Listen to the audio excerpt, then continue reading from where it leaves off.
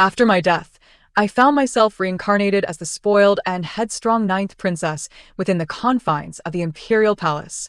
The entire royal family is comprised of villains, notorious for their nefarious deeds and malevolent cunning, ultimately meeting a tragic demise. Faced with this dismal opening, I resigned myself to my fate, passively awaiting death. To my astonishment, my family unexpectedly became attuned to my innermost thoughts. I observed my villainous mother, fervently embroiled in palace intrigue, perpetually clashing with the neighboring consort Shu, and I could only sigh in exasperation.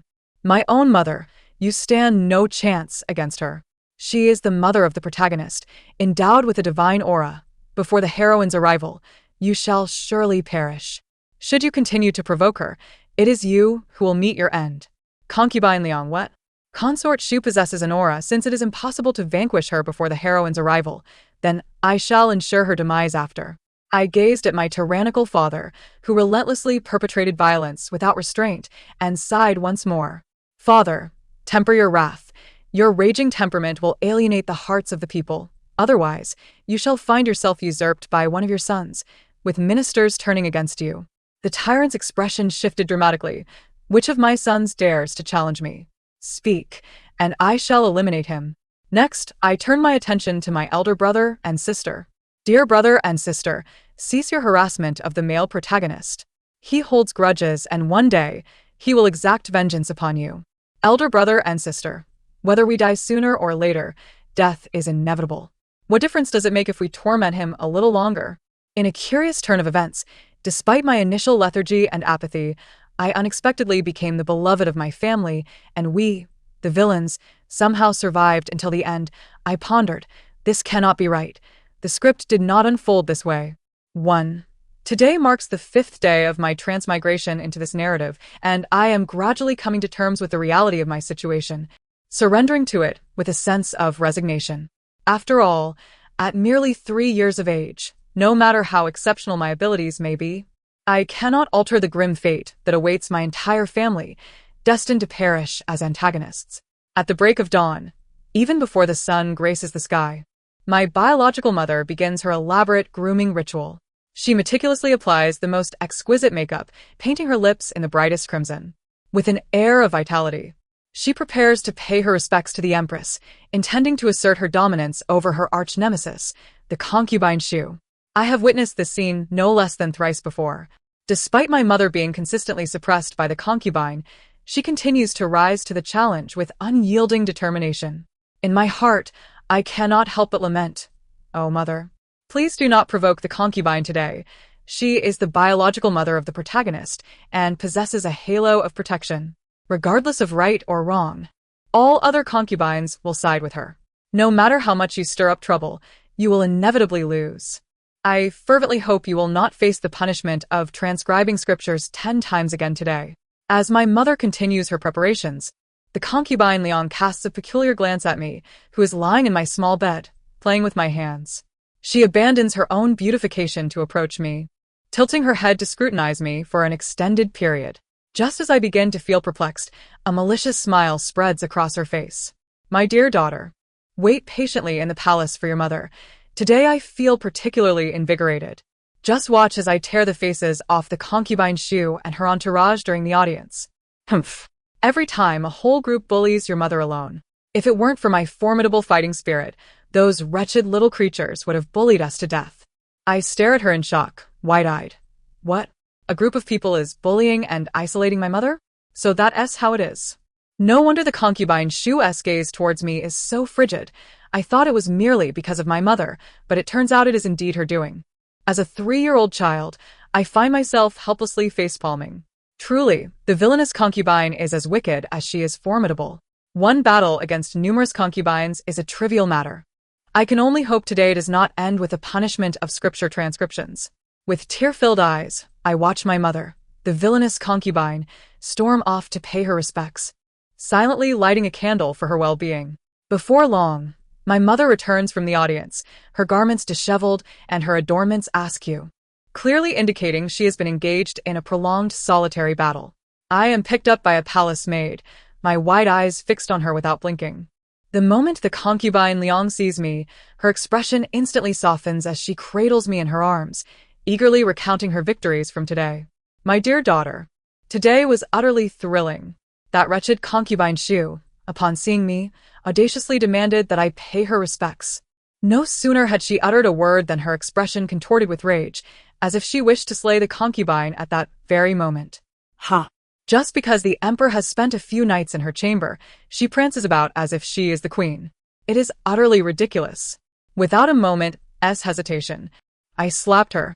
How dare she, of the same rank, expect me to pay her respects? What an absurd fantasy.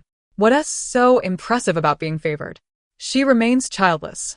As my mother grows increasingly agitated, she stands up, nearly tossing me aside in her fervor. I exclaim, how presumptuous. Terrified, I grasp her collar, steadying myself, and without hesitation, I praise, mother. You are formidable. This time, it was the concubine Shu who instigated the conflict. My mother was entirely justified. She ought to have slapped her. However, the concubine Shu is soon to bear a child. After all, she is the protagonist's biological mother and possesses that protective aura. Moreover, the protagonist has yet to arrive, so mother, please be cautious and refrain from further provocations, lest it be us who suffer in the end. The concubine Liang gazes at me with that same peculiar expression again, her eyes narrowing with increasing sharpness as her vitriol towards the concubine Shu intensifies. Ah! That wretched concubine Shu is so fortunate to be alive. I shall deal with her sooner or later. Listening to her tirade, I feel numb. Just as I ponder how to intervene, a palace maid approaches with a stack of paper and writing instruments. Upon seeing them, my mother's expression instantly brightens. Indeed, today? After slapping the concubine Shu, my mother has been reported by the concubine's minions, resulting in her being sentenced to transcribe scriptures 20 times. Alas! It appears my mother has once again been punished. Fortunately, she is not foolish. She refrains from writing herself, and instead, her diligent maidservants bear the brunt of the punishment. With my mother's cleverness, her 3 main maidservants are adept at mimicking her handwriting. This is precisely why the concubine Liang's prowess continues to grow, triumphing over numerous concubines and standing resilient for many years. 2. To be candid, my transmigration into this narrative was quite unexpected. Merely voicing a critique of the original text led to my sudden arrival. Thankfully, I have adjusted rather well.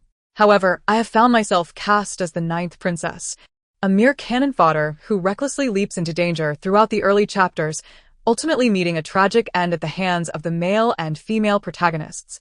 I am utterly disheartened. Yet upon discovering that my entire family consists of villains, with not a single virtuous soul among them, I have found solace in my predicament. Well, if we are all destined to perish, it is perhaps preferable to face our end together. Thus, I have embraced a state of apathy, beginning to critique this narrative. This tale unfolds as a historical redemption story, featuring a favored 10th princess and a pitiable hostage from an enemy nation. The 10th princess, kind-hearted, finds herself moved by compassion upon her first encounter with the male lead, showering him with clothing, food, and warmth. Over time, the once unloved hostage becomes enamored with the 10th princess, perceiving her as a beacon of light illuminating his path. He resolves to better himself, gradually cultivating his abilities.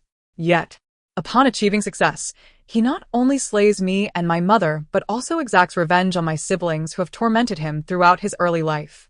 Additionally, he annihilates my father's kingdom. However, this occurs after my father meets his demise due to a coup. In any case, our family of villains ultimately meets its doom at the hands of the protagonists. At this point, one might argue that such outcomes are to be expected. The wicked villains, after all, deserve their fates, and the protagonists are justified in their actions. Yet, the truth remains that the villains became antagonists largely due to the protagonist's unwarranted interference. The spiteful 9th princess targeted the female lead because the latter, emboldened by her favored status, once callously pushed her into a river, feigning an accident when it was purely motivated by disdain. The female lead, convinced of her heightened intuition, felt that the 9th princess would pose a threat, and thus, she acted preemptively. The concubine Liang's malice towards the concubine Shu stems from the latter's penchant for subtle sabotage. which ultimately allows the concubine to stand back and relish the sight of my mother battling numerous concubines. As for my father, he never wronged the male lead. The latter, as a hostage, merely remained indifferent to him, offering no assistance. Moreover, he is quite fond of the female lead. As for my siblings, their bullying of the male lead was merely a consequence of him pilfering their possessions. At this juncture, I realized that the entire family of villains exists solely to serve the narrative, overshadowed by the protagonist's luminescent auras. The author's skillful penmanship has transformed this ludicrous plot into a seemingly coherent tale, even going so far as to caution readers in the first chapter to remember to retrieve their brains after reading. No wonder they included that warning. They must have anticipated backlash. Furthermore, this narrative contains even more absurd developments. After achieving his goals, the male lead proceeds to obliterate the very nation that held him captive. Indeed, he destroys the kingdom that illuminated his path. He believes this nation has imprisoned him, stripping him of his freedom. The female lead concurs with his perspective, not only supporting him but actively assisting in the annihilation of her own homeland. Is this not utterly preposterous? I cannot help but voice my grievances. After all, the female lead has always been favored. The male lead's status as a hostage is a direct result of his homeland's weakness and the mistreatment he endured from its people. Why does he not confront those who wronged him before challenging his captors? Enraged, I bestowed upon the original book a scathing review, eloquently penning 1,000 words of disdain. A critique to warn others, yet I hadn't the chance to send it before a wave of dizziness engulfed me. Upon regaining consciousness, I found myself transformed into the 3-year-old expendable 9th princess. Indeed, 3 years old.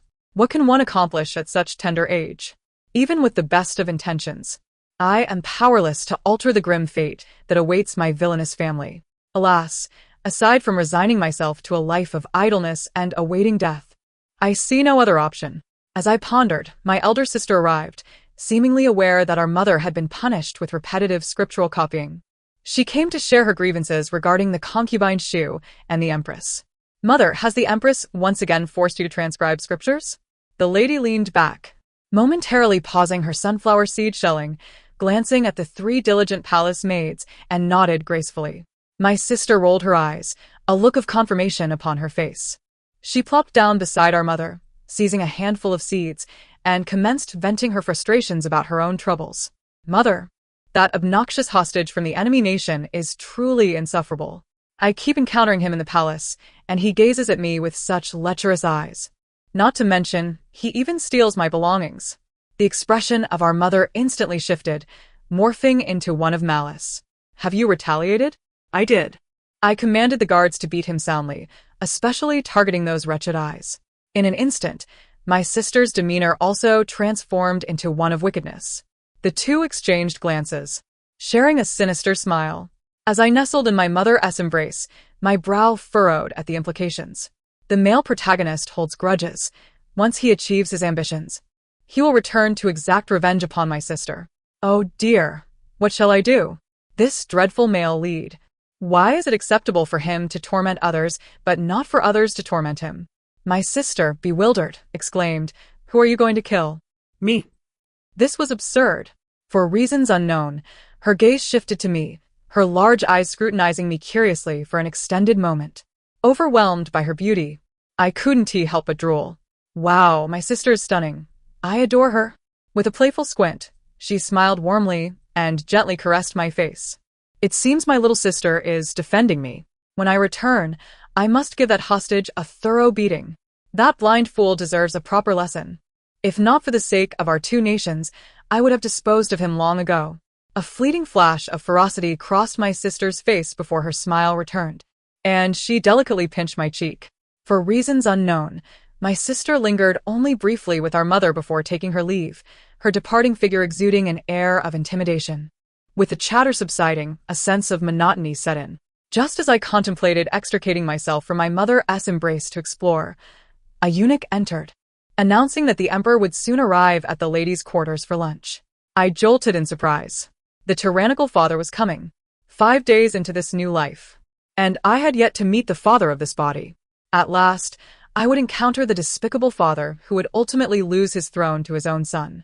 I needed to prepare myself. As the bright yellow of his robes appeared at the entrance, I craned my neck to catch a glimpse. Let me see what this tyrant looks like. After all, he was destined to be overthrown by his own progeny, and I should not miss this opportunity to observe him closely. Soon, the tyrant entered, yet his countenance appeared rather grim, his dark eyes fixated upon me, sending a shiver down my spine. Indeed, he is a tyrant. How terrifying. I cowered in my mother's embrace, trembling as she held me tightly, smiling as she greeted the emperor. Your Majesty has arrived. Lunch is prepared. Let us dine. The tyrant continued to stare at me, and I, paralyzed with fear, clutched my mother's garment. What are you staring at? No wonder you will be usurped by your own son. Your temperament is intolerable, and you lack the affection of the people. Oh, poor mother, bound to you, she will not only endure widowhood but also face the incessant oppression from concubine Shu. How wicked she is, a true white lotus of deceit, yet you are still captivated by her delicate facade. My poor mother, so genuine, yet so easily taken advantage of. The emperor's expression darkened, and my mother's smile grew strained. The atmosphere around us fell into an eerie silence. Time seemed to stretch, and eventually, the emperor pursed his lips, though his demeanor remained sour, yet less menacing than before. Let us dine. With that, he began to eat, oblivious to the tension. My mother handed me over to a palace maid and sat down to partake in the meal. A heavy silence enveloped us, each harboring their own thoughts. The emperor did not linger long, finishing his meal before retreating to his chambers. He walked with a frown, hands clasped behind his back, pacing the palace corridors. After an indeterminate time, he halted, his face stern and coldly commanded, "And she." As soon as the words left his lips, a shadowy figure knelt beside him. The emperor, expressionless, issued a directive. Investigate the current status of my sons and report back with accuracy. Yes. Just as Chi was about to leave, the emperor called him back. He squinted, pondering for a moment before instructing. Additionally, look into the situation concerning concubine Shu and the lady, especially regarding concubine Shu. After the emperor departed, I remained trembling in my mother's embrace. Oh heavens, that was terrifying. The emperor's gaze is not something an ordinary person can withstand. No wonder he meets his end at the hands of his own son. Who could bear such a presence? Thank goodness for my mother's protection. I clung tightly to the lady, and for reasons unbeknownst to me, she suddenly chuckled, her eyes crinkling with delight as she pinched my cheek. You are quite clever. With you, my daughter, I am truly blessed. I blinked in confusion, tilting my head. Just then, my elder brother appeared, his face dark and emanating an intimidating aura. Even before he arrived, his voice had already reached us. Mother, that insufferable hostage from the enemy nation is up to no good again. Yesterday, he attempted to steal from my sister, and today, he has set his sights on me, fleeing with great agility. Upon hearing this, my mother's lips curled into a malicious smile. Your sister has gone to deal with him. You should join her. As for your father, I shall handle that. My brother narrowed his eyes, his fists clenching tightly. With your word, Mother, I feel assured. Listening to their exchange, I blinked in astonishment. Brother, the enemy hostage holds grudges. If sister goes to confront him, you must intervene. Enabling such tyranny will invite the wrath of that dreadful male lead, and we will all meet our demise. My brother, perplexed, queried, Who? Who will meet their end?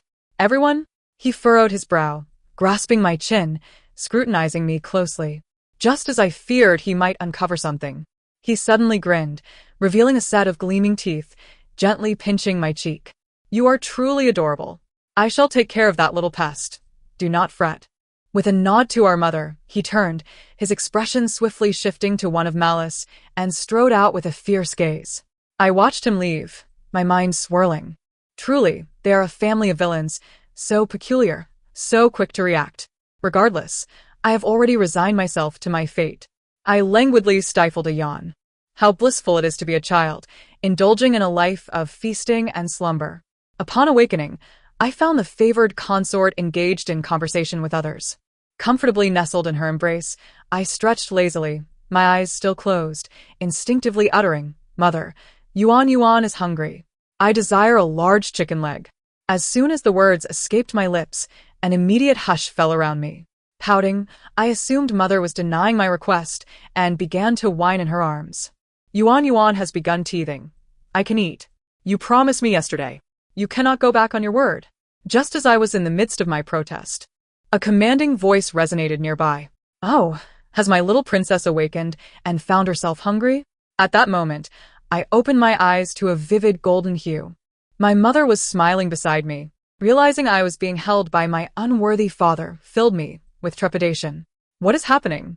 Why is he holding me? I am his least favored child. Woe is me, this is truly the first time he has embraced me. What is this indescribable feeling? The tyrant appeared momentarily taken aback, his lips pressing together. The favored consort's smile became somewhat strained as she shifted the topic. Your Majesty, several princes will be arriving shortly for their academic assessment. Shall I take Yuan away? The emperor narrowed his eyes, his lips tightening further. Let the favored consort depart. Yuan shall remain with me for a while. With a smile, the favored consort cast a glance at me before slowly withdrawing. Pouting, I stretched my little hands outward, my eyes filled with reluctance to part from my mother. Mother, your dear daughter is still here.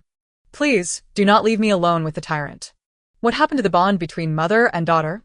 Just as I was mentally staging a tragic drama, my small hand was firmly grasped by a larger one. It seems my little princess harbors some discontent toward me.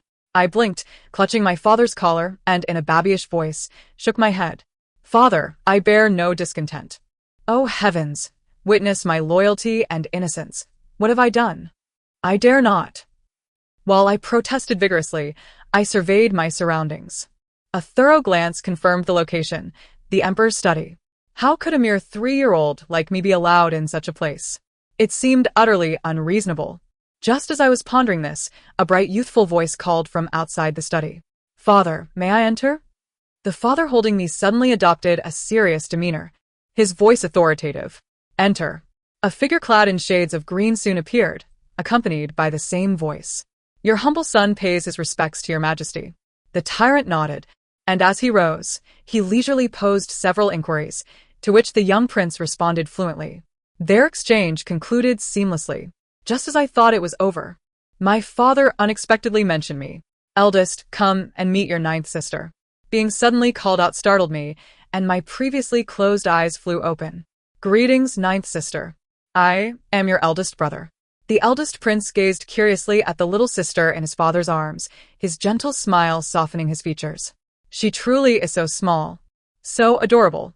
As a polite child, I felt compelled to greet him in return. Thus, I looked at him earnestly and said, Greetings, eldest brother. Wow. This is indeed the dashing eldest prince. So handsome, and his voice is delightful. His well-rounded talents and unassuming nature are truly commendable. The tyrant's lips curled into an odd smile, indicating his good mood. Alas, he died young, plagued by chronic illness due to slow-acting poison. What a pity! Had he not perished early, the crown prince's position would surely have been his. The tyrant's expression abruptly darkened. He cast a complex glance at his firstborn. The eldest prince, bewildered, turned to his father. Father, do you have further instructions for your son? The tyrant frowned, patting his shoulder. Eldest? How has your health been of late? The eldest prince's eyes narrowed in surprise, feeling unexpectedly cherished by his father's concern. Occasional headaches. Thank you for your concern, father. The tyrant's brows furrowed deeper. He pursed his lips and nodded. Your health is paramount. Make frequent visits to the Imperial Medical Bureau in the coming days. The eldest prince quickly knelt, overwhelmed with emotion. I shall remember your words. Yes, summon the second prince. I was taken aback by this unfolding scenario. Is it true? A father-son bond? How can this be? He is the tyrant after all. When has he ever shown kindness to anyone? Shaking my head, I stifled another yawn just as another prince entered. The same scene unfolded before me, with identical phrases reaching my ears, albeit with a different title. Second, come and meet your 9th sister. Once again, I lazily opened my eyes, offering a weak greeting. Greetings, second brother. After speaking, I glanced at him and promptly shut my eyes again. Heavens, I nearly fainted.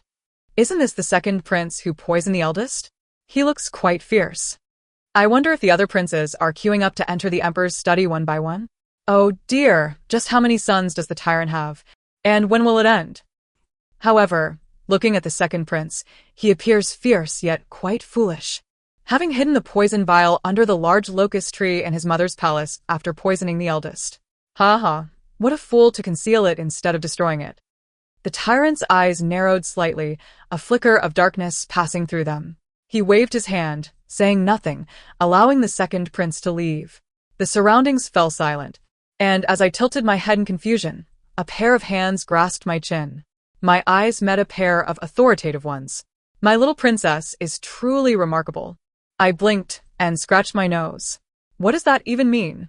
Am I a mere child capable of extraordinary feats? The tyrant pinched my cheek, signaling the eunuch to allow the next prince to enter. Time passed slowly. Cuddled in my father's embrace, I gazed expressionlessly as the remaining princes entered one by one. Just as I began to feel somewhat disheartened, a hearty laugh reached my ears. Is this the ninth sister? She is truly adorable. I am your eighth brother. May I be called brother? Eighth brother? Are you a parrot? I looked up, dissatisfied. Before me stood a plump figure, the eighth prince, squinting his eyes with curiosity as he examined me. I raised an eyebrow, a glimmer of astonishment flashing in my eyes. Isn't this the very person who forced the tyrannical father into a deadly coup?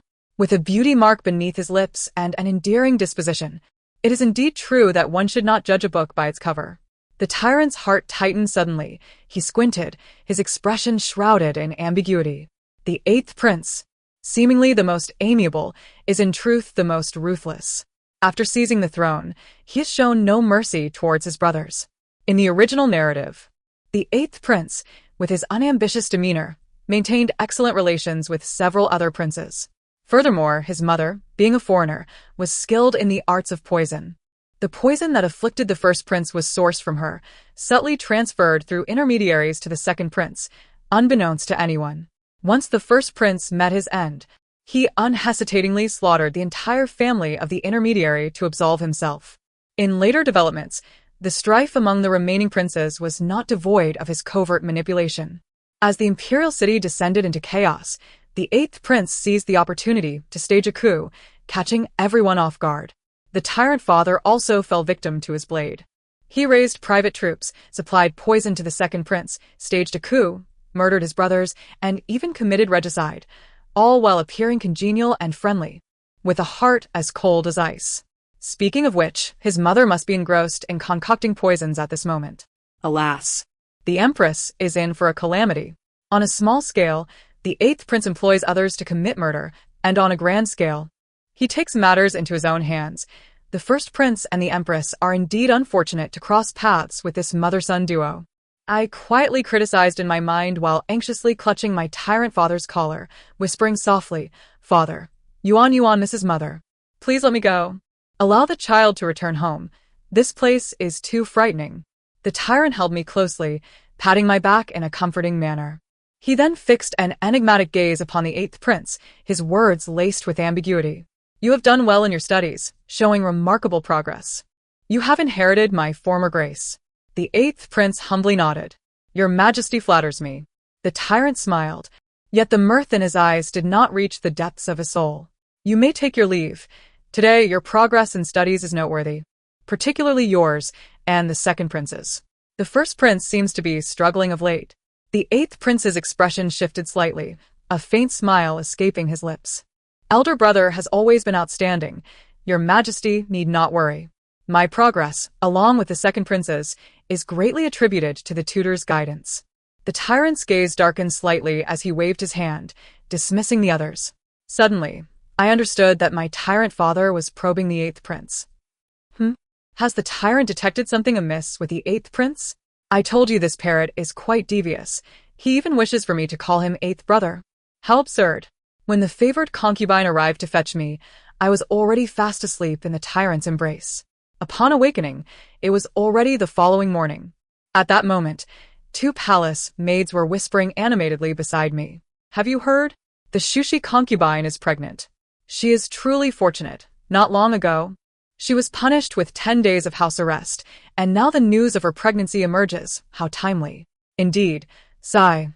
Our empress is furious upon hearing this. Is the mistress about to arrive? I rubbed my eyes, preparing to inform the maids of my awakening. But they continued, last night, without any forewarning. The emperor visited the one concubine, only to catch her in the act of concocting poison. The emperor was furious. As you know, poisons are a taboo in the palace. When concubine was immediately sent to the cold palace, and it is said that upon learning of this, the eighth prince rushed to plead for her. But the emperor's attitude was poor. He directly placed the eighth prince under house arrest for 3 months. The reason being, for harboring a criminal. He is deemed unfit for duty. This news has spread throughout the harem. Moreover, there are rumors that the second prince poisoned the first prince. The truth of this remains uncertain.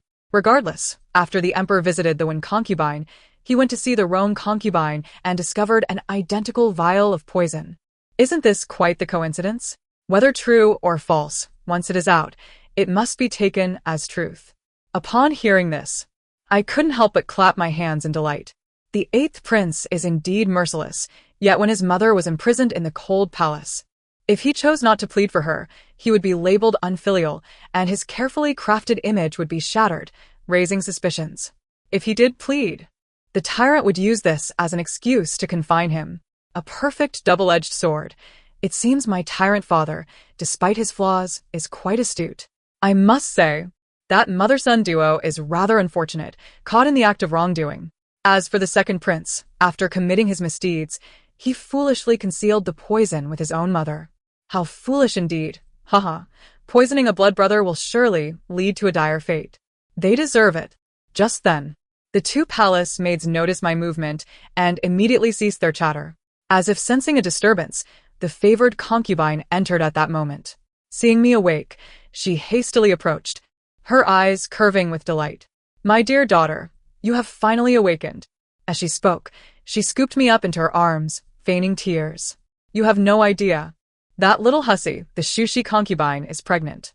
Today, when she paid her respects, she flaunted her pregnancy before me. She showed no discretion whatsoever. As she continued, the favored concubine's expression began to twist with rage. Holding me tightly, she stomped her foot in frustration. Ah, that little hussy, how fortunate she is. I shall find a way to end her. I smiled helplessly. Just as I was about to offer some words of comfort, a palace maid entered, carrying a pile of paper and pens. Oh dear, my dear mother has incurred the Empress's wrath once more. Another day of failing to outmaneuver the Shushi concubine. Since that encounter in the imperial study when my tyrant father held me once, he inexplicably began to visit my mother whenever he had the chance, seeking excuses to carry me away. Thus, I found myself in his embrace, appearing at many formal occasions, overhearing numerous conversations not meant for my ears. For instance, I heard the tyrant command several hidden guards to scour nearby hills and secluded spots, even venturing to distant places, leaving no stone unturned in search of something. I also noted that the tyrant frequently brought me to the imperial study, sometimes even reading memorials aloud to me. Furthermore, he disregarded the objections of numerous ministers, bringing the 3-year-old me to court. Whenever I internally criticized a particular minister, he would immediately lock his gaze onto them, even dispatching someone to investigate discreetly. In no time, the 8th prince was discovered to be raising private troops. The emperor was enraged, and the 8th prince was executed on the spot, his head displayed for all to see. Many ministers also suffered repercussions, some executed while others lost their official caps. The court underwent a massive upheaval, with a significant reduction in personnel. Several princes even became notably subdued. At this moment, the first prince was hastily declared the crown prince. Everything transpired so swiftly that I feared my innermost thoughts had been laid bare. For several days, I dared not entertain any wild notions. Were it not for the fact that my tyrant father appeared utterly unperturbed, I would have refrained from mentally critiquing him. Thus, life continued in a seemingly ordinary fashion. And before I knew it, I had turned 7. At that time, the female protagonist was 6. The plot began to unfold predictably, with the male and female leads, akin to 2 magnets, developing an affinity for one another upon their first encounter, inevitably drawing closer together. Even more absurd is the fact that the 12-year-old male protagonist harbors repugnant thoughts towards the 6-year-old female protagonist. Not only that, but the 6-year-old girl is charming and adorable, akin to a little sun that captivates everyone. Even the tyrant softens his demeanor upon hearing her voice. In response, after a prolonged absence of criticism directed at my unworthy father, I once again unleashed my barrage of sarcasm. One day, when my biological siblings attempted to discipline the male protagonist for his insolence, they accidentally collided with the female protagonist. Without hesitation, she reported the incident to the tyrant in her innocent, childlike voice. At that moment, in the imperial study, the virtuous consort held the hand of the 6-year-old girl, followed by a maid carrying a bowl of warm porridge as they slowly entered. With a composed smile adorning her lips, she cast a vague glance at me beside my unworthy father before adopting a high-pitched tone and speaking gently. "Your Majesty, you must be weary from reviewing memorials. I have brought you some porridge." I also brought Kwaikua, as she expressed her longing for her father. Upon hearing the consort's forced high pitch, I couldn't help but grimace. Heavens, is there phlegm stuck in her throat? How pretentious, ugh. Longing for her father? I suspect it is my unworthy father, who has been languishing at my mother's side these days, growing impatient.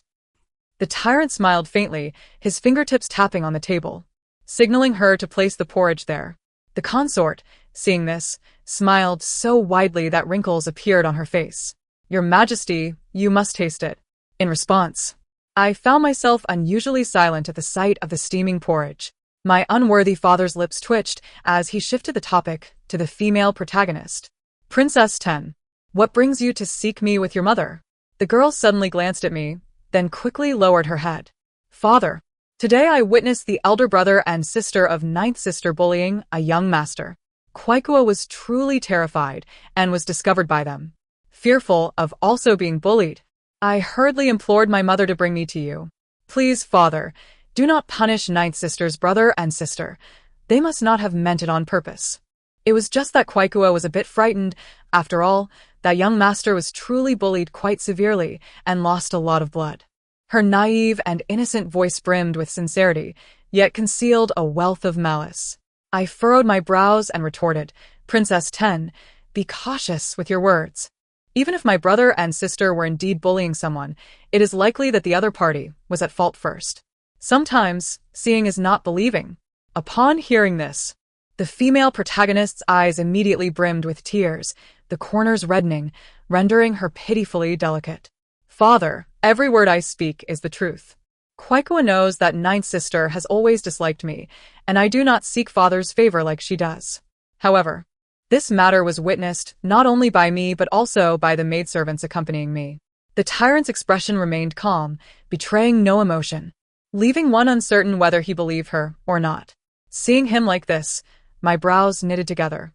"Father, please ensure a thorough investigation. One cannot rely solely on the words of Princess 10. Surely my unworthy father will not take her words at face value." Indeed, my unworthy father revels in such melodrama. My mother often suffers the same fate at the hands of the consort, leading those around to perceive her as difficult. Truly, the two are cut from the same cloth, equally nauseating. Sigh. The female protagonist is indeed a little white lotus, so small yet brimming with cunning. It seems she has been spoiled by the consort. The young master she speaks of, could it be the hostage from the enemy nation? As a princess of Daliang, how scandalous it would be for her to be seen condescendingly with a hostage from an enemy nation. If those ministers find out, the consequences would be dire. I suspect a stack of memorials will accumulate on my unworthy father's desk. Suddenly, the tyrant frowned, his mood visibly darkening. Having become accustomed to my unworthy father's expressions, I could tell immediately that he did not believe her. In the past, whenever my unworthy father displayed such impatience, it either meant a minister's cap would fall or a prince would face dire consequences. I have faith in my biological siblings. There must be a valid reason behind these events. The female protagonist continued to cry, while the consort embraced her and began to feign tears, embellishing the story. "Your Majesty, children do not lie. Kwaikua is usually the most well-behaved. With so many witnesses to this incident, there must be an explanation.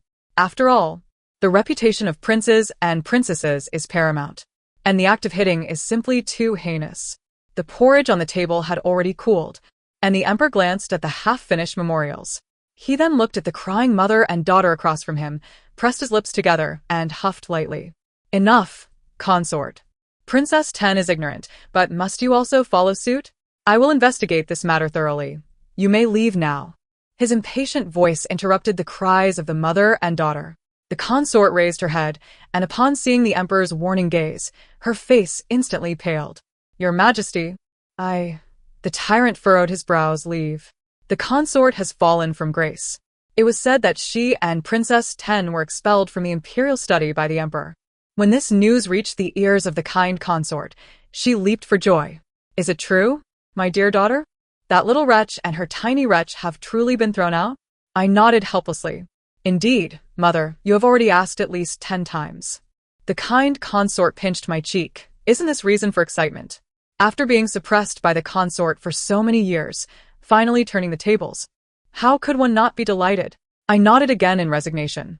Indeed, it should be a cause for celebration, but soon, the kind consort and I found ourselves unable to share in the joy. Whispers began to circulate in the palace regarding the third prince and fifth princess engaging in violence. The situation escalated rapidly, reaching the court within a single day. Memorials implicating my biological siblings piled high on my unworthy father's desk. Given that this matter pertained to the moral character of princes and princesses, the ministers took it very seriously, demanding an explanation. As the situation brewed, the kind consort was alarmed and quickly inquired about the details. Upon hearing the news, my biological sister's expression twisted in an instant, her vicious mode activated. Which little wretch dares to slander this princess? It was that enemy nation's hostage who was acting inappropriately, and I only sought my elder brother's assistance to deal with him. Over the years, how many times has he stumbled into my line of fire? Otherwise, I would not even know who he was. Besides him, who would dare steal from this princess? Hearing this, my biological brother and mother immediately switched to their own vicious modes, exclaiming in unison, "Damn it! We'll kill him sooner or later." I looked at this family, exasperatedly rubbing my forehead. Mother, the pressing matter now is how to explain this situation and find evidence of the stolen jewelry to protect my sister and brother's reputation. Seeing the kind consort's expression return to normal, I turned to ask again. Sister, are you absolutely certain it was him who stole it? My biological sister gritted her teeth. Absolutely certain. I nodded. Good, I believe you. The jewelry has likely been destroyed. This matter is rather tricky. My biological brother and sister may be mischievous, but are not malicious. This incident is likely a scheme orchestrated by the enemy nation's hostage. For he knew that after stealing my sister's jewelry, he would undoubtedly face her wrath, so he chose a place to wait for an opportunity, deliberately framing the female protagonist to ensure she would see it. In recent years, the male protagonist and the female protagonist have developed a rather amicable relationship. The female protagonist often invites him to partake in various activities. After one such rendezvous, upon witnessing the situation, she would undoubtedly stand up for him. Even if she were not present during the incident, upon seeing his injuries, she would believe his account, claiming to have been assaulted by her own siblings. As the pampered daughter of a tyrant, she is accustomed to receiving special treatment, and thus the 10th princess would surely report the matter. Regardless of whether her negligent father believes her or not, he has already been subjected to a wave of disinformation. Furthermore, there are numerous gossips within the harem. Once this incident is inadvertently revealed by someone with ulterior motives, it spreads like wildfire. The reputation of her siblings would inevitably suffer. The male protagonist's performance in this drama serves the purpose of exacting revenge on his siblings. Having spent many years in the harem and considering the original storyline, I am confident that the male protagonist's vengeance is poised to commence. This marks the beginning of our family's tribulations as antagonists. Just as the situation was spiraling towards an uncontrollable climax, the actions of the negligent father took me completely by surprise. His handling of this affair was marked by unparalleled brutality. Without a moment's hesitation, he imprisoned the protagonist, the hostage from an enemy nation, in the dungeons and personally administered severe torture. He disregarded any semblance of evidence and chose to believe my siblings. The circumstances began to unfold in a bizarre manner. During the interrogation, the male protagonist remained obstinately silent, refusing to speak despite enduring countless blows. He vehemently declared his innocence, asserting that he, as the victim, was being coerced. Yet a villain is a villain, and a tyrant is a tyrant. He showed no concern for whether the protagonist spoke or not. The blame had been placed squarely upon him. What did it matter if he offended an enemy nation? They would simply wage war. The tyrant, through sheer happenstance, stumbled upon the truth that the mischief was orchestrated by the enemy's hostage. He even uncovered a number of palace servants spreading malicious rumors.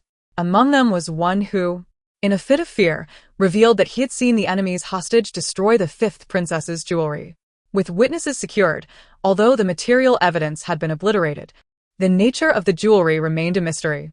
Consequently, the elder sister conveniently produced a valuable piece of jewelry, thus establishing material evidence.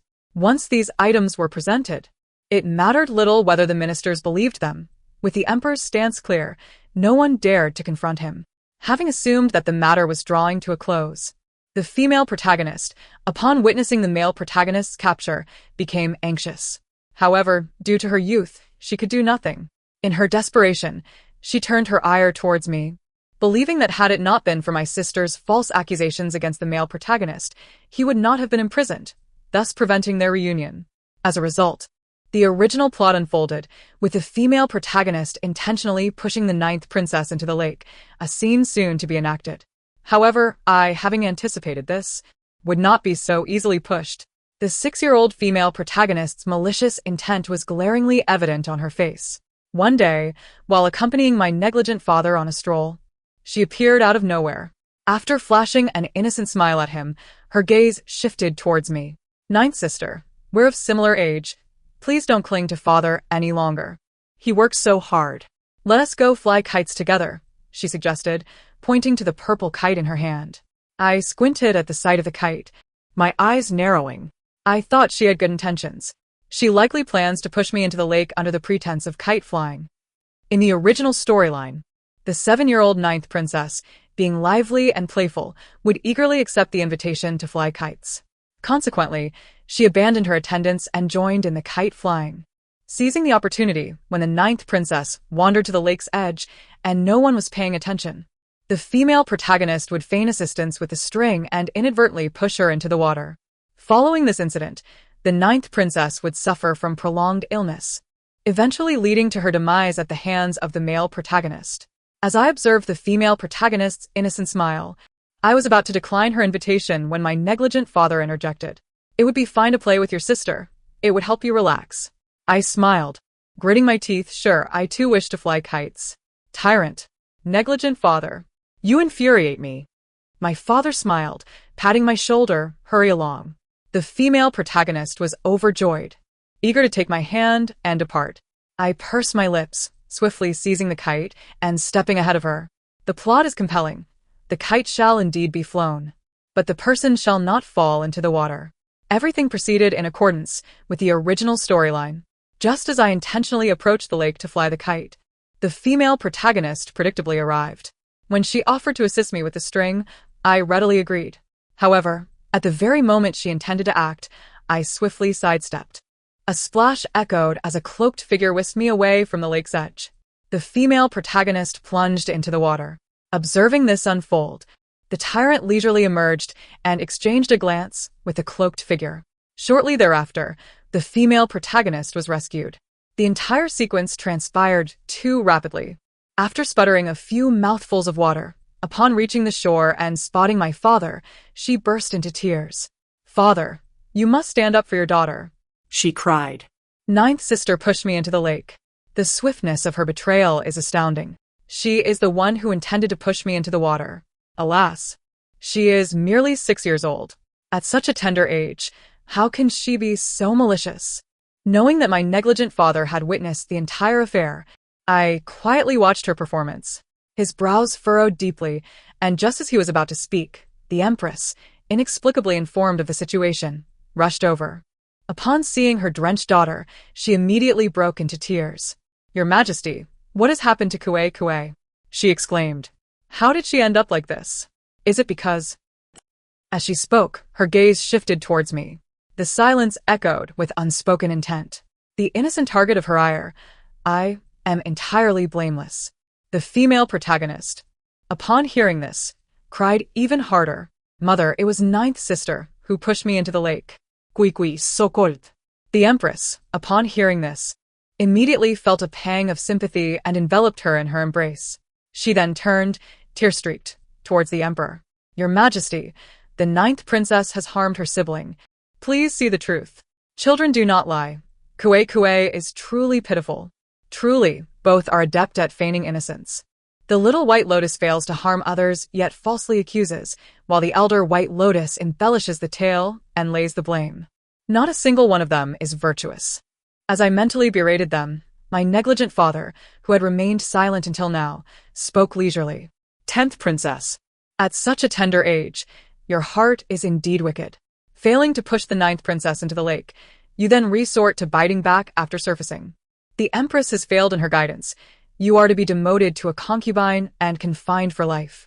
From this day forth, I shall never set foot in Shurong Palace again. You two, mother and daughter, must be mindful of your actions. With a mere sentence, the Empress's world crumbled. Just as she was about to plead for mercy, the attendants by the Emperor's side swiftly covered her mouth. Before long, they vanished from my sight. What? Just like that, they disappeared? I hadn't finished observing the spectacle. The tyrant, noticing my lingering presence, gently patted my shoulder, a faint smile gracing his lips. Let us depart. Your mother awaits us for dinner. As realization dawned upon me, I instinctively nodded. Indeed, today marks the day my mother has been summoned. Alas, the scoundrel truly is a wretched father. The tyrant remains steadfast in his tyranny. The consort, or rather, the concubine, has battled my mother for so long, yet has ultimately succumbed due to her daughter's failings. It is also a reflection of her own shortcomings, having raised a flawed daughter. Her malice, now leading her to a life of perpetual confinement, with no hope of redemption. As for the hostage from the enemy nation, the male protagonist, it appears he is destined to perish in the dungeon. I have heard whispers of the scoundrel's intentions to invade his homeland. Unbeknownst to me, the narrative has shifted dramatically.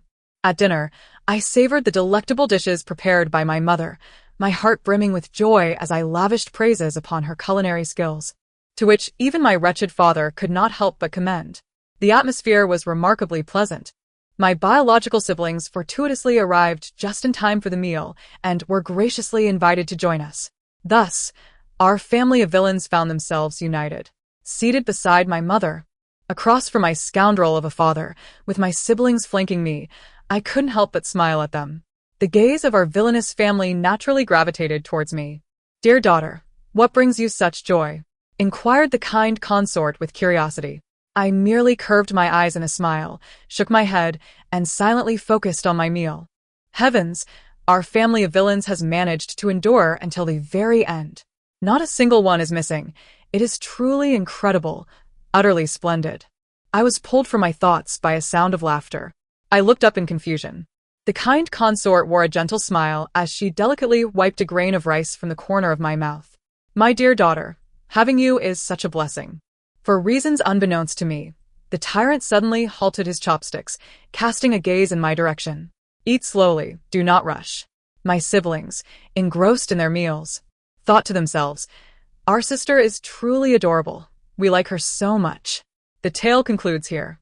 Thank you for listening. If you enjoyed it, please consider subscribing, and I look forward to our next story together.